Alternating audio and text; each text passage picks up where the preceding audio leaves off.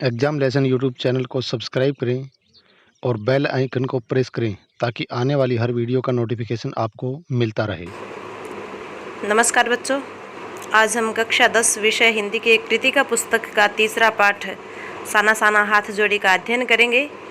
और इस पाठ का कुछ अंश हम पहले पढ़ चुके हैं, जिसमें लेखिका अपने यात्रा विवरण का परिचय हमें दे रही है या अपना यात्रा वृत्तांत हमें बता रही है।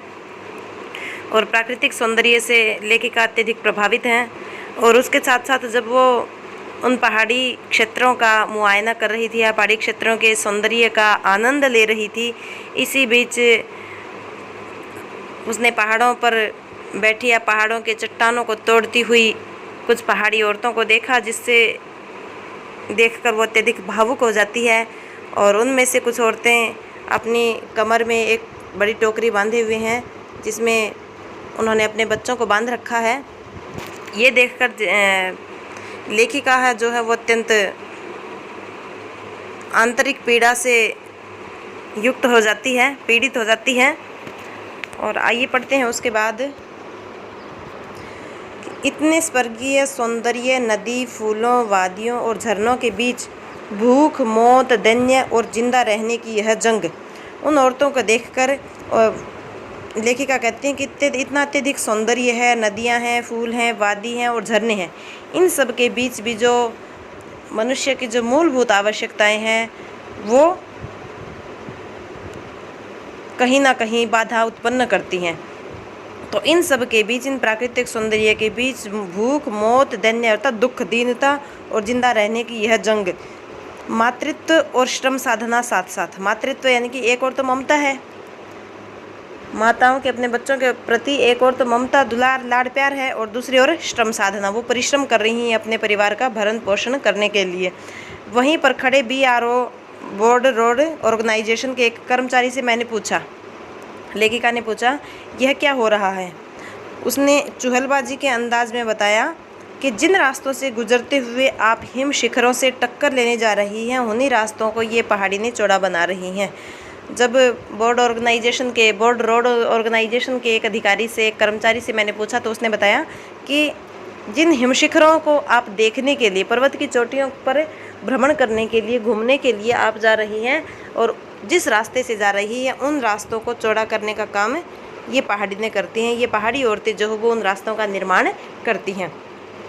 बड़ा खतरनाक कार्य होगा यह, मेरे मुंह से अकस्मात निकला। अकस्मात करता था अचानक, सहसा। सहसा मेरे मुंह से निकला कि ये तो बहुत खतरनाक कार्य होगा। वह संजीदा हो गया और कहने लगा, वह भी थोड़ा भावुक हो गया और कहने लगा, पिछले महीने तो एक की जान भी चली गई थी। जब उसने कहा कि यह तो बहुत खतरनाक कार्य है, लेखिका ने कहा, तब वह कर्मचारी भी संजीदा हो गया, वो भी थोड़ा भावुक हो गया। और उसने कहा कि पिछले महीने एक की जान चली गई थी पत्थरों को तोड़ते हुए या रास्ता चौड़ा करते हुए। बड़ा दुस्साध्य कार्य है। दुस्साध्य होता है मुश्किल, बड़ा मुश्किल कार्य है पहाड़ों पर रास्ता बनाना। पहले डायनामाइट से चट्टानों को उड़ा दिया जाता है, फिर बड़े बड़े पत्थरों को तोड़ मोड़ कर एक आकार के छोटे छोटे पत्थरों में बदला जाता है। फिर बड़े से जाले में उन्हें लंबी पट्टी की तरह बिठाकर कटे रास्तों पर बाड़े की तरह लगाया जाता है। जरा सी चूक और सीधा पाताल प्रवेश। अगर जरा सी इस काम में थोड़ी सी भी चूक या भूल या गलती हुई तो सीधा पाताल प्रवेश, अर्थात सीधा घाटी में ही मनुष्य चला जाता है या गिर जाता है, अर्थात मौत संभव है। और तभी मुझे ध्यान आया, इन्हीं रास्तों पर एक जगह सिक्किम सरकार का बोर्ड लगा था, जिस पर बड़े बड़े अक्षरों में लिखा था, ever wondered who defied death to build these roads. आप तब ताज्जुब करेंगे, पर इन रास्तों को बनाने में लोगों ने मौत को झुठलाया है। तो उन घुमावदार रास्तों को देखकर, या उन उबड़ खाबड़ रास्तों को देखकर आप भी आश्चर्य करेंगे कि वास्तव में इन सड़कों का निर्माण करने वाले, इन रास्तों का निर्माण करने वाले जो लोग हैं, उन्होंने मौत को झुठलाया, अर्थात मौत के मुंह से बाहर निकले या मौत को हथेली पर रख कर वो कार्य करते हैं। एकाएक मेरा मानसिक चैनल बदला, मन पीछे घूम गया।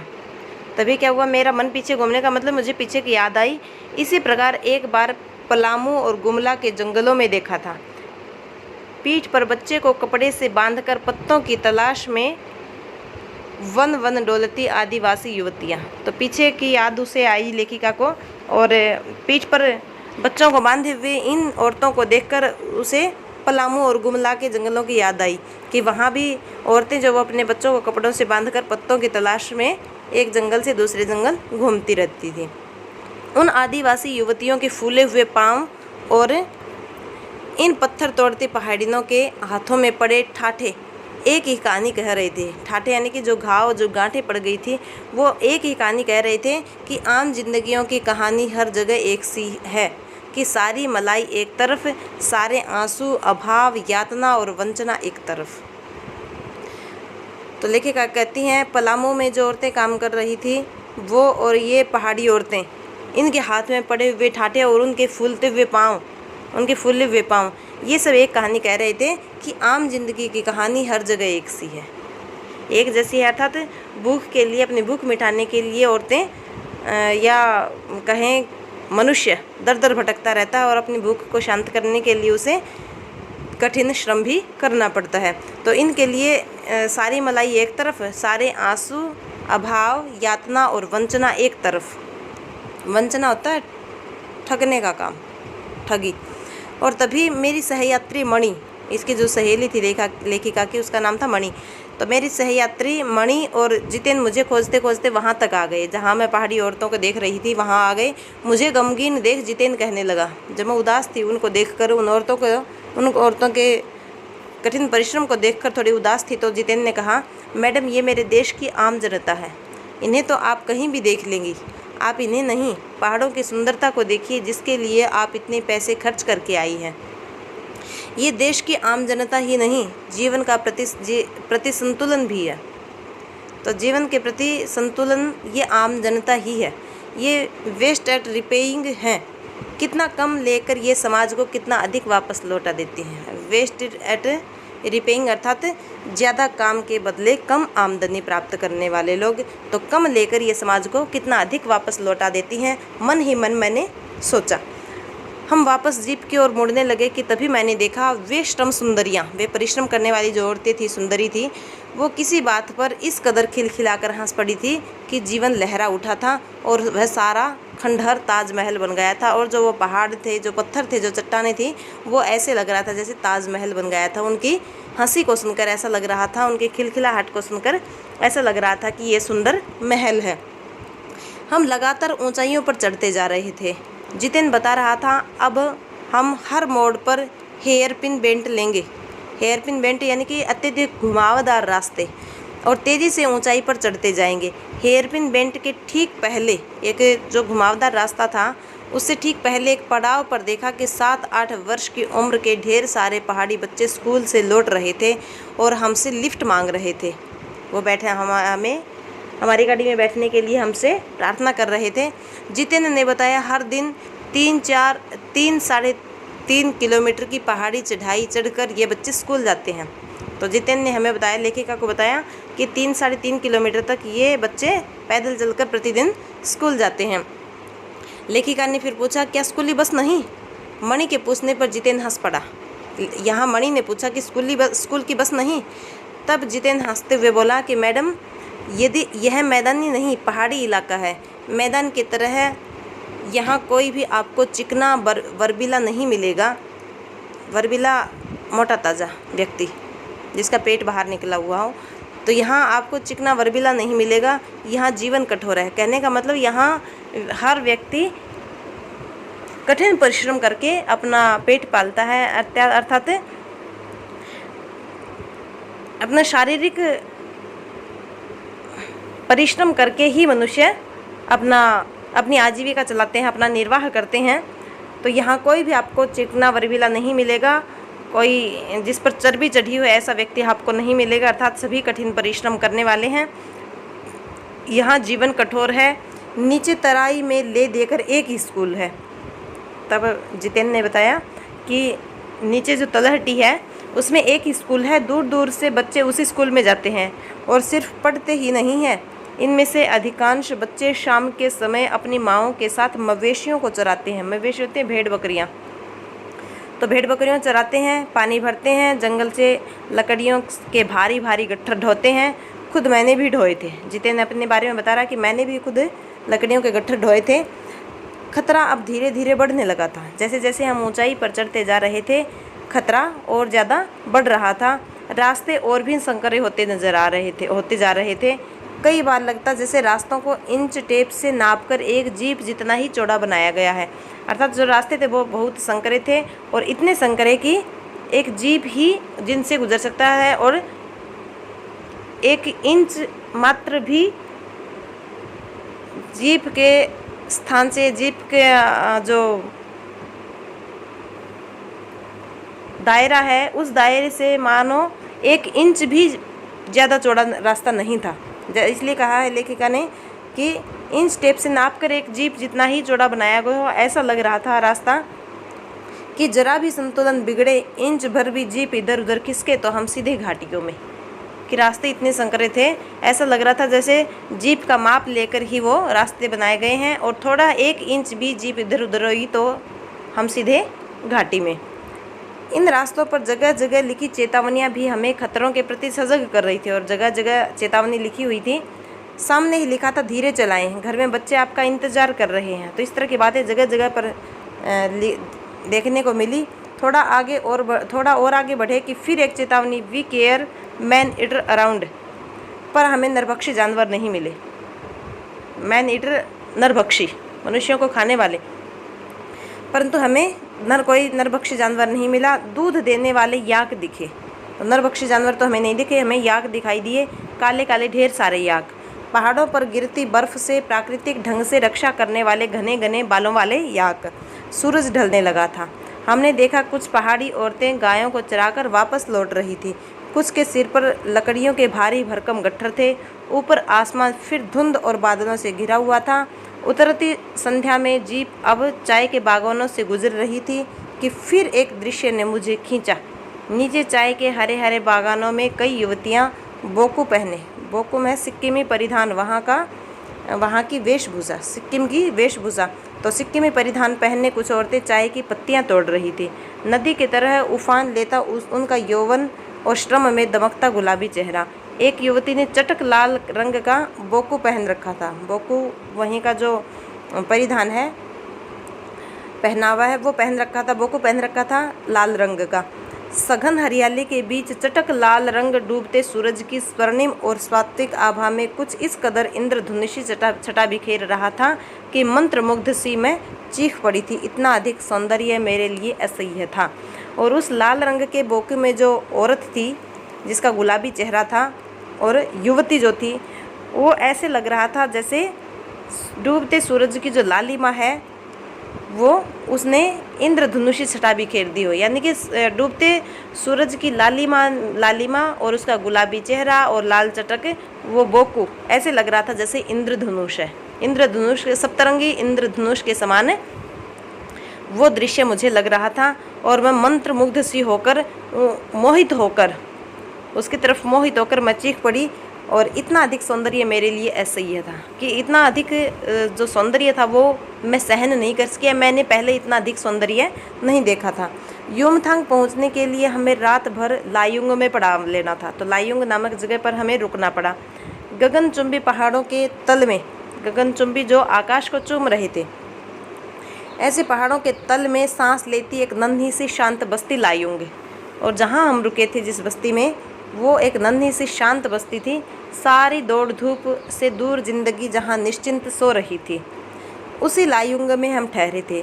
तिस्ता नदी के तीर पर बसे लकड़ी के एक छोटे से घर में, तीर का मतलब किनारा, तो वहीं किनारे पर लकड़ी से बने घर में हम ठहरे हुए थे। मुंह हाथ धोकर मैं तुरंत ही तिस्ता नदी के किनारे बिखरे पत्थरों पर बैठ गई थी।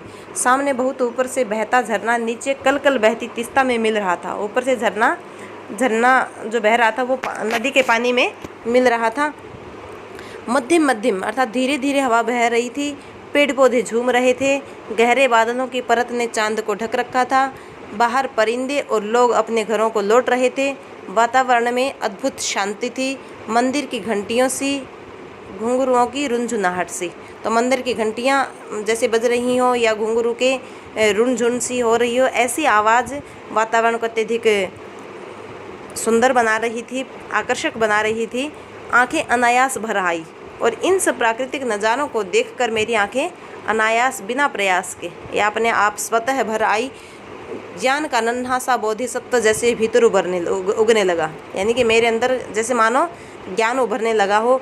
वहीं सुख, शांति और सुकून है जहाँ अखंडित संपूर्णता है। वास्तव में सुख, शांति और सुकून, आनंद वहाँ है जहाँ अखंडित संपूर्णता है, पूर्ण संपूर्णता है। अखंडित यानी कि बिना टूटे, बिना खंडित हुए। पेड़ पौधे, पशु और आदमी सब अपने अपने लय, ताल और गति में है। अर्थात जो प्राकृतिक वातावरण लेखिका यहाँ देख रही थी, इन पहाड़ी क्षेत्रों में देख रही थी, उसमें क्या देखा उसने कि सब अपनी लय, ताल और गति में है। जैसे पेड़, चाहे प्राकृतिक वस्तु हो, कोई भी निर्जीव वस्तु हो, सजीव वस्तु हो, सब अपनी अपनी लय, ताल और गति में है। हमारी पीढ़ी ने प्रकृति की इस लय, ताल और गति से खिलवाड़ कर अक्षम्य अपराध किया है। लय, ताल और गति से खिलवाड़ कैसे किया है मनुष्य ने या हमारी पीढ़ी ने, कि हमने पहाड़ों को काटना शुरू कर दिया, वृक्षों को काटना शुरू कर दिया, बहुमंजिले मकान बनाने शुरू कर दिए। तो इस प्रकार हमने प्रकृति के साथ खिलवाड़ की है। और वो खिलवाड़ कैसी है, वो अपराध जो वो कैसा है, अक्षम्य, क्षमा न करने वाला, या जिसको कभी क्षमा नहीं किया जा सकता, ऐसा अपराध मनुष्य ने किया है, हमने किया है। हिमालय अब मेरे लिए कविता ही नहीं दर्शन बन गया था, क्योंकि हिमालय की चोटियों को देखकर मेरे मन में कविता उमड़ने लगी थी या मेरा मन भी काव्यमय हो गया था। तो अब लेखिका कहती है कि मेरे मन में जो कविता थी हिमालय के प्रति, वो कविता मात्र न रहकर दर्शन बन गई है, दर्शन ग्रंथ बन गई है। अंधेरा होने के पहले ही किसी प्रकार डगमगाती शिलाओं और पत्थरों से होकर तीस्ता नदी की धार तक पहुंची। शाम का समय था और जब तक अंधेरा हुआ उससे पहले ही मैं तीस्ता नदी की धार तक पहुंच गई, शिलाओं और पत्थरों से होकर। बहते पानी को अपनी अंजुली में भरा तो अतीत भीतर धड़कने लगा। अपने हाथों में पानी को भरा और तभी मुझे स्मृति में कौन था, अर्थात मुझे याद आया कि हमारे यहाँ जल को हाथ में लेकर संकल्प किया जाता है। क्या संकल्प करूँ? लेखिका सोच रही कि मैं क्या संकल्प करूँ। हाथ में मैंने पानी तो ले लिया, पर मैं संकल्प की स्थिति में नहीं थी। भीतर थी एक प्रार्थना। मैं संकल्प तो नहीं करना चाहती थी, परंतु मेरे अंदर एक प्रार्थना थी, एक कमज़ोर व्यक्ति की प्रार्थना। भीतर का सारा हलाहल होता है जहर। तो मेरे अंदर जितना भी जहर है, सारी तामसिकताएं, जो तामसिक प्रवृत्ति हैं, बुरी प्रवृत्ति हैं, बुरे विचार हैं, वो सब बह जाएं इसी बहती धारा में। अर्थात मैंने संकल्प तो नहीं किया, परंतु मैंने एक प्रार्थना की। और क्या प्रार्थना की? मेरे अंदर का जो जहर है, जो ईर्ष्या का जहर है, जो लोभ लालच अर्थात बुरी वासनाओं को जो जहर है वो, और जो भी तामसिक प्रवृत्तियां हैं, जो बुरी आदतें हैं, बुरी बातें हैं, वो सब इस बहती धारा में बह जाएं, ये मैंने प्रार्थना की। रात धीरे धीरे गहराने लगी। हिमालय ने काला कंबल ओढ़ लिया था। जितेंद्र ने लकड़ी के बने खिलौने से उस छोटे से गेस्ट हाउस में गाने की तेज़ धुन पर जब अपने संगी साथियों के साथ नाचना शुरू किया तो देखते देखते एक आदिम रात्रि की महक से परियों की कहानी सी मोहक वह रात महक उठी। तो जब उन्होंने नाचना शुरू किया गाने के साथ, तो ऐसा लगा जैसे परियों की कहानी सी मोहक। वो रात कैसी लगी? जैसे परियों की कहानी के साथ साथ मोह जगाने वाली वह रात थी, ऐसा मुझे प्रतीत लगने लगा। मस्ती और मादकता था नशा। तो मस्ती और मादकता का ऐसा संक्रमण, ऐसा मिलन हुआ कि एक एक कर हम सभी सैलानी गोल गोल घेरा बनाकर नाचने लगे। और हम इतने मदमस्त हुए कि सभी सैलानी जो थे वो सारे एक गोल घेरा बनाकर नाचने लगे। मेरी 50 वर्षीय सहेली मणि ने कुमारियों को भी मात करते हुए वो जानदार नृत्य प्रस्तुत किया कि हम सब अवाक उसे ही देखते रह गए। तो मेरी जो 50 वर्षीय सहेली मणि थी, उसने कुमारियों को, जो युवती जो थी, जवान जो लड़कियां थी, उनको भी मानो हराते हुए ऐसा अद्भुत नृत्य प्रस्तुत किया कि हम सब अवाक रह गए, हम सब आश्चर्यचकित रह गए। अर्थात हमारे मुंह से कोई शब्द ही नहीं निकला, हम उसकी प्रशंसा में हमारे पास कोई शब्द ही नहीं बचा। तो हमें अवाक उसे देखते रहे। कितना आनंद भरा था उसके भीतर, कहाँ से आता था इतना आनंद कि हम ये सब देखकर बहुत आश्चर्यचकित थे। लायुंग की सुबह, अर्थात जब लायुंग में जहाँ ठहरे हुए थे, उसके दूसरे दिन की जब सुबह थी, वो बेहद शांत और सुरम्य थी, सुरम्य रमणीय। तीस्ता नदी की शांत धारा के समान ही कलकल कर बहती हुई। अधिकतर लोगों की जीविका का साधन पहाड़ी आलू धान की खेती और दारू का व्यापार, यह उनकी जीविका का साधन था। सुबह मैं अकेली ही टहलने निकल गई थी। मैंने उम्मीद की थी कि यहाँ मुझे बर्फ़ मिलेगी, पर अप्रैल के शुरुआती महीने में यहाँ बर्फ़ का एक कतरा भी नहीं था। तो मैं बर्फ़ को देखने के लिए टहलने के लिए निकल गई थी, परंतु मुझे वहाँ बर्फ़ नहीं मिली। यद्यपि हम सी लेवल यानी कि समुद्री तल से 14,000 फीट की ऊंचाई पर थे। समुद्री स्तर से 14,000 फीट की ऊंचे स्थान पर हम थे। मैं बर्फ़ देखने के लिए बेचैन थी। हम मैदानों से आए लोगों के लिए बर्फ़ से ढके हुए पहाड़ किसी जन्नत से कम नहीं होते, किसी स्वर्ग से बढ़कर नहीं होते। अर्थात जो मैदानी क्षेत्रों के जो लोग हैं वो बर्फ़ को स्वर्ग के समान मानते हैं। बर्फ़ से ढके पहाड़ों को, उस प्राकृतिक सौंदर्य को ही वो स्वर्ग मानते हैं। वहीं पर घूमते हुए एक सिक्किमी नवयुवक ने मुझे बताया, एक सिक्किम का युवक था वहाँ, उसने मुझे बताया कि प्रदूषण के चलते स्नोफॉल लगातार कम होती जा रही है। जो प्रदूषण हम बढ़ा रहे हैं उसके कारण बर्फ़बारी कम होती जा रही है, पर यदि मैं कटाव चली जाऊं तो मुझे वहां शर्तिया बर्फ़ मिल जाएगी। तो उस नवयुवक ने मुझे बताया कि अगर मैं कटाव जाऊंगी तो वहां मुझे अवश्य बर्फ़ मिलेगी। कटाव यानी भारत का स्विट्ज़रलैंड, भारत का स्विट्ज़रलैंड कहा जाता है कटाव जगह को। कटाव जो कि अभी तक टूरिस्ट स्पॉट नहीं बनने के कारण सुर्खियों में नहीं आया था। तो टूरिस्ट स्पॉट वो दर्शनीय स्थल नहीं बना था, यात्री स्थल नहीं बनने के कारण वो अभी समाचारों में या सुर्खियों में, मुख्य सुर्खियों में नहीं आया था और अपने प्राकृतिक स्वरूप में था। अर्थात कटाव जो शहर था वो अभी दर्शनीय स्थल, ये यात्रा स्थल नहीं बना था। इस कारण से वहाँ प्रदूषण कम था और प्रदूषण कम होने के कारण वहाँ प्राकृतिक सौंदर्य अद्भुत था। कटाव जो लायुंग से 500 फीट ऊंचाई पर था, अब लायुंग से 500 फीट ऊंचे स्थान पर था कटाव स्थित था और करीब 2 घंटे का सफ़र था। वह नवयुवक मुझसे बतिया रहा था और उसकी घरवाली अपने छोटे से लकड़ी के घर के बाहर हमें उत्सुकतापूर्वक देख रही थी कि तभी गाय ने आकर बाहर थैले में रखा उसका महुआ गुडुप कर लिया था। महुआ एक प्रकार का पेड़ होता है और जिसके फूल अत्यधिक सुगंधित होते हैं, सुगंध देने वाले होते हैं और पशुओं के लिए भी जो महुआ है वो पोषक आहार माना जाता है। तो गाय ने थैले में रखा वो महुआ गुडुप कर लिया था, निगल लिया, खा लिया। मीठी झड़कियाँ देकर उसे प्रेम से धमकाते हुए उसने गाय को भगा दिया था। उम्मीद, आवेश और उत्तेजना के साथ अब हमारा सफ़र कटाव की ओर कि हम उम्मीद में थे, आशा भी थी, हमें आवेश भी था और उत्तेजित भी थे हम कटाव के लिए। कटाव देखने के लिए हम अत्यधिक उत्तेजित थे। कटाव का रास्ता और ख़तरनाक था और उस पर धुंध और बारिश। पहले तो रास्ता था ही खतरनाक और उसके बाद धुंध और बारिश भी आ रही थी और धुंध गिरी हुई थी।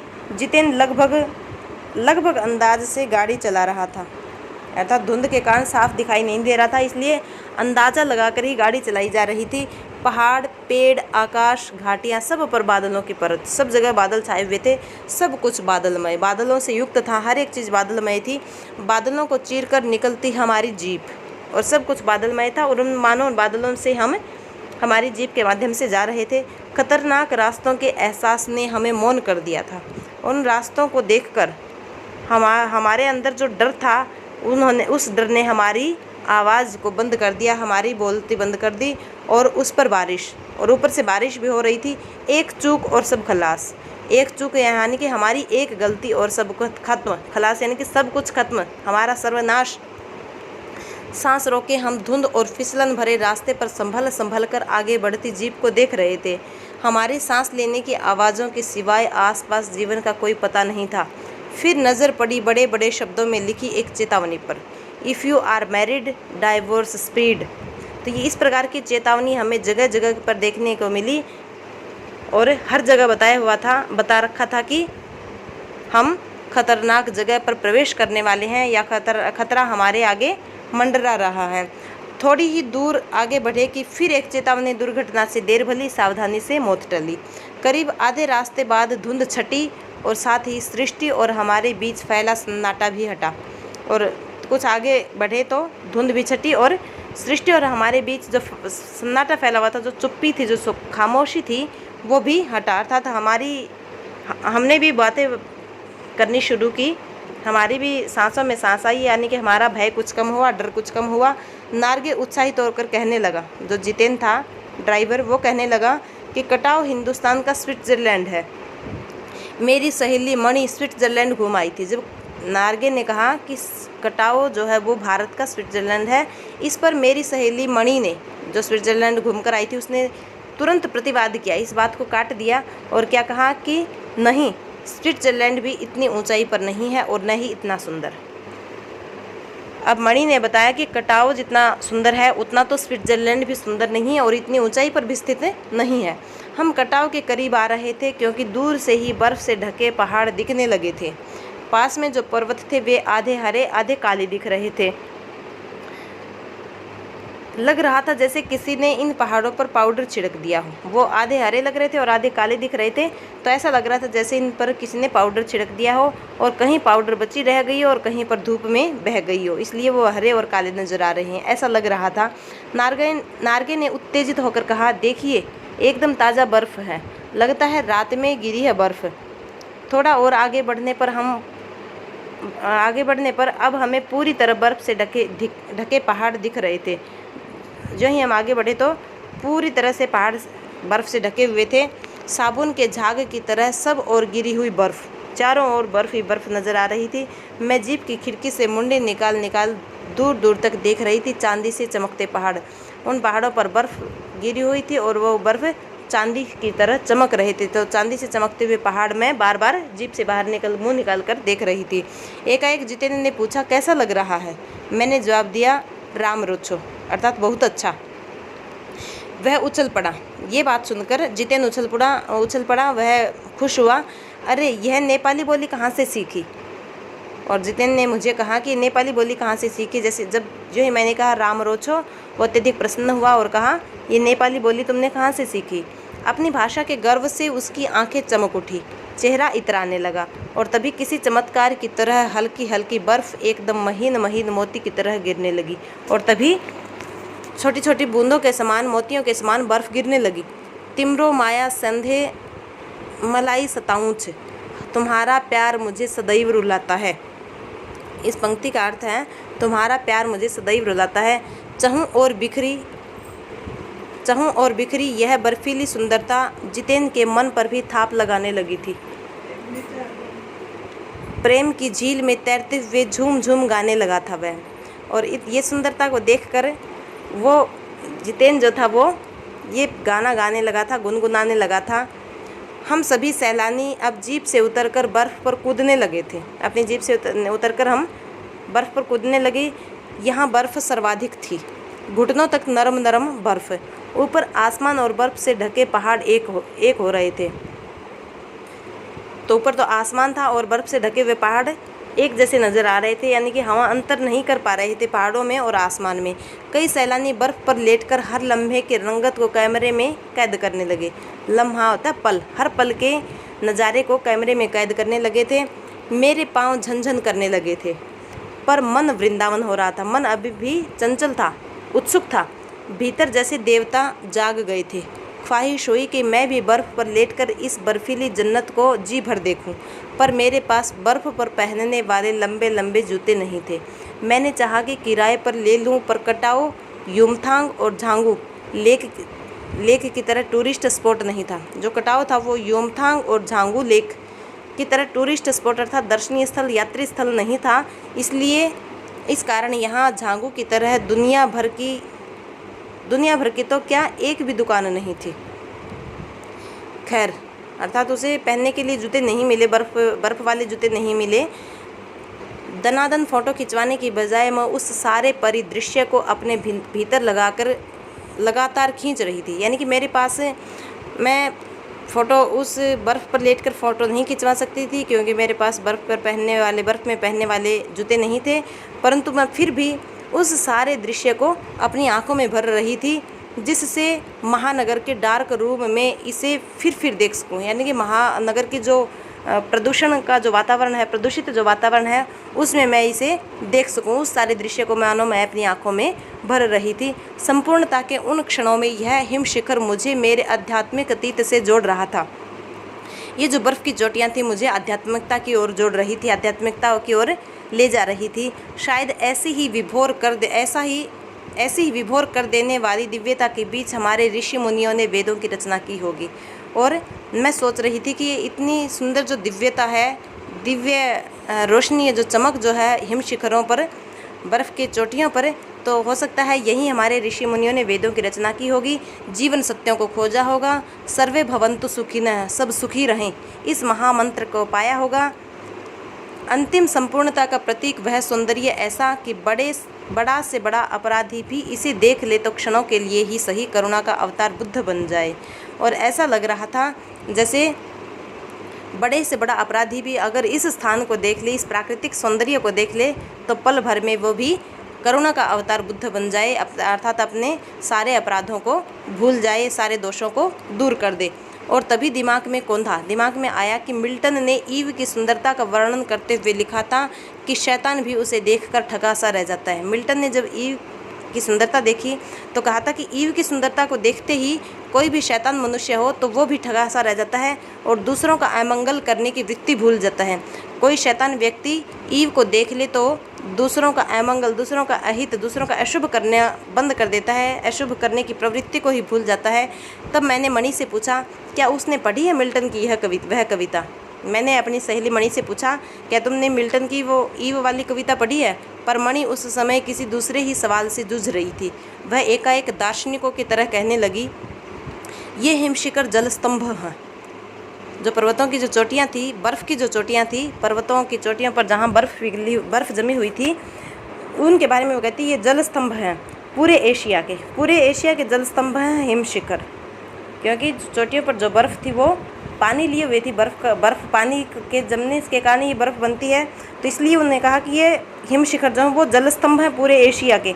देखो प्रकृति भी किस नायाब ढंग से, किसी अच्छे ढंग से, अच्छे तरीके से सारा इंतजाम करती है, सारा प्रबंध करती है, बंदोबस्त करती है कि सर्दियों में बर्फ़ के रूप में जल संग्रह कर लेती है और गर्मियों में पानी के लिए जब त्राही मचती है तो ये ही बर्फ़ शिलाएं पिघल कर जलधारा बन हमारे सूखे कंठों को तरावट पहुंचाती हैं या हमें पीने के लिए पानी प्रदान करती हैं। कितनी अद्भुत व्यवस्था है जल संचय की, ये जल एकत्रित करने की कितनी अच्छी व्यवस्था है। मणि ने अभिभूत हो माथा नवाया। ये मणि ने इस बात या इस प्राकृतिक जो प्रबंध था इसकी तरफ, इससे हार कर या अपने आप को अत्यंत छोटा समझकर माथा नवाया, माथा झुकाया, मस्तक झुकाया। जाने कितना ऋण है हम पर इन नदियों का, हिम शिखरों का, बर्फ़ की चोटियों का। संसार कितना सुंदर, स्वप्न जगाते उन लम्हों में मैंने सोचा। पर तभी उदासी की एक झीनी सी परत मुझ पर छा गई। तभी मतलब मैं अत्यंत खुश थी, तभी मेरे मुंह पर फिर उदासी छा गई। उड़ते बादलों की तरह पत्थर तोड़ते उन पहाड़ियों का ख्याल आ गया। जो मैंने पीछे जो पहाड़ी औरतें देखी थी जो पत्थरों को तोड़ रही थी, उन पहाड़ियों का मुझे फिर से ख्याल आ गया। और आत्मा की अनंत परतों को छीलता हुआ हमारा यह सफ़र थोड़ा और आगे बढ़ा कि तभी देखा इक्की दुक्की फौजियों की छावनियाँ, फौजियों की टुकड़ियाँ देखी। ध्यान आया यह बॉर्डर एरिया है, थोड़ी दूरी पर ही चीन की सीमा है। एक फ़ौजी से मैंने कहा, इतनी कड़कड़ाती ठंड में, उस समय तापमान -15 डिग्री सेल्सियस था। तब मैंने कहा कि इतनी कड़कड़ाती ठंड में आप लोगों को बहुत तकलीफ़ होती होगी। वह हंस दिया, एक उदास हंसी। आप चैन की नींद सो सकें इसीलिए तो हम यहाँ पहरा दे रहे हैं। उस फौजी ने कहा कि आप चैन की नींद सो सकें इसलिए हम यहाँ पहरा दे रहे हैं। फेरी भेटुला अर्थात फिर मिलेंगे, कहते हुए जितेंद्र ने जीप चालू कर दी। थोड़ी देर बाद ही फिर दिखी एक फ़ौजी छावनी जिस पर लिखा था, we give our today for your tomorrow, यानी कि हम अपना आज गवा रहे हैं, किस लिए? आपके कल के लिए। आया आप कल अच्छे से रहें, सुखपूर्वक रह सकें, इसलिए हम आज आपकी रक्षा में, सुरक्षा में कार्यरत हैं। और इसी के साथ आज का पाठ हम यहीं तक पढ़ेंगे और इसके आगे का पाठ हम अगले वीडियो में पढ़ेंगे। तब तक आप इस पाठ को या इन वीडियो को ध्यान से देखकर सुनकर अच्छे से स्मरण करें। तब तक आप सभी का धन्यवाद।